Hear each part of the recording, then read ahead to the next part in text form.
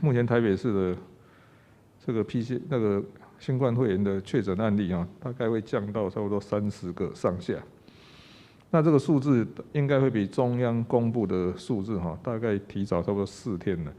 因为目前不管怎样行政上的延迟，你知道所以等到中央公布的那个确诊人数跟我们这个快筛的人数大概，我看现在大概会差不多4天左右，所以这个是一个比较及时的数据。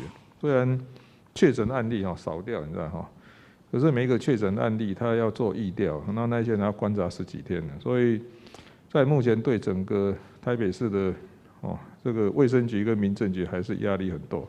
大概我们现在还要监控差不多3000个上下的这个居家隔离的人数了那所以很清楚，你知道大概很多数字都有叫 time lag 时间的延迟了所以有些我们现在如果看那个快筛阳性的数目大概可以比中央的确诊人数大概早4天。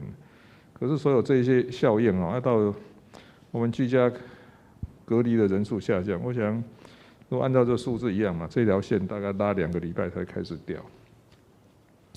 所以结论就是这样了目前台北市的疫情开始在趋缓，你知道？可是我很担心的就是说，因为趋缓所以大家就放松了那所以特别是像端午节要快到了，你知道所以还是一样的我们还是要以最低的成本撑到疫苗可以全面施打。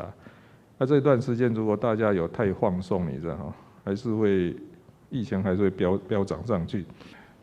应该要认真做事不要认真做图，你知道其实我昨天大概网络上看一看那种带风向的又跑出来。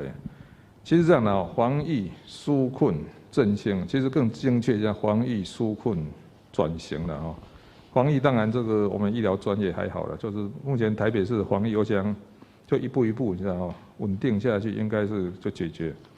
纾困这一部分其实要分个人纾困跟企业纾困。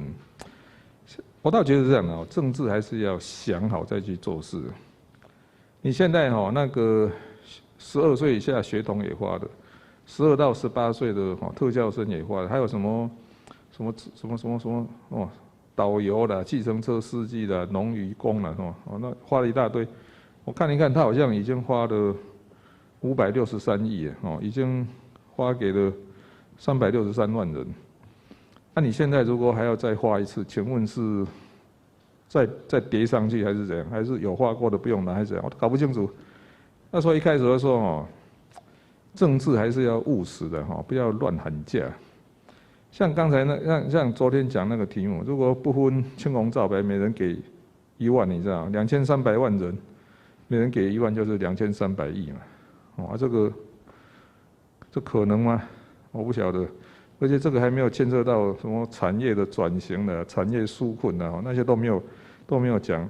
所以我倒觉得结论是这样的纾困当然是要纾困的要做。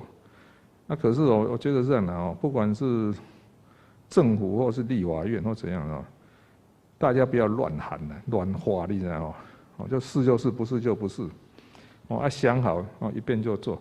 一般来讲只要中央不要太离谱，其实我们也不会讲话，还是乖乖去做，你知道吗？但是想好就好，不要乱喊一个价。